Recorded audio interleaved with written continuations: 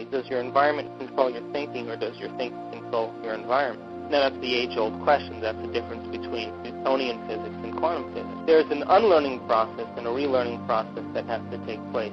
The brain is organized to reflect the environment. Everything we know in our environment is organized in our brain. The people that we know, and the things we do, and the things we own.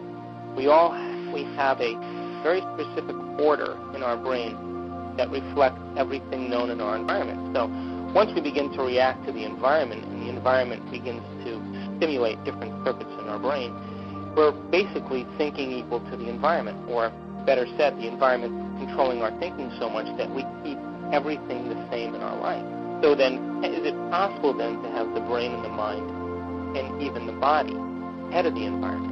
And according to neuroscience, we can actually do that just by the process of meditation, or the process of rehearsal, because we can make thought more real than anything else.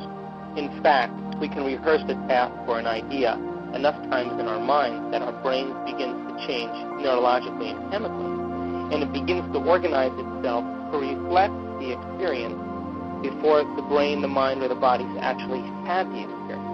Now, if we believe then that in quantum physics that the mind or the observer has to be present in every experiment, if the brain looks like it's had the experiment and the mind is organized to reflect that the experience has happened in the brain, then technically the experience should find us.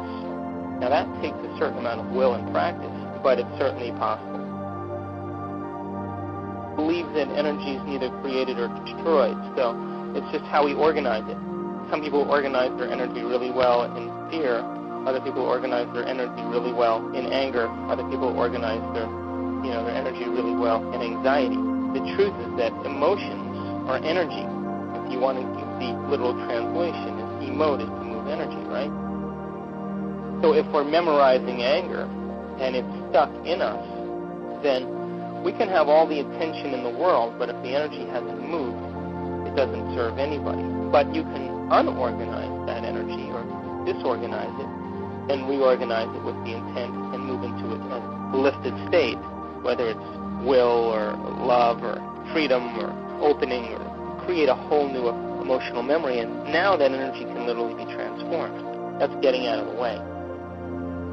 If we accept in quantum physics that the mind has some effect on the nature of reality, our observation, the observer has to be present in every quantum physics experiment. Well, if we accept that understanding, then we'd have to say then, we know that it works for the very tiny. We know that if the observer looks for an electron, or we measure where an electron is, everywhere that we expect it to be, there it appears.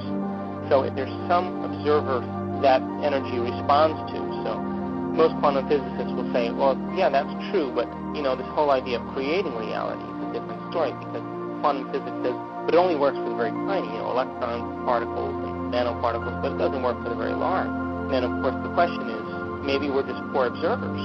Maybe we can get better at this concept called observation. Maybe we can get the mind and the brain working better, and if we can make the mind and the brain work better, maybe we'd have more effect over the nature of reality.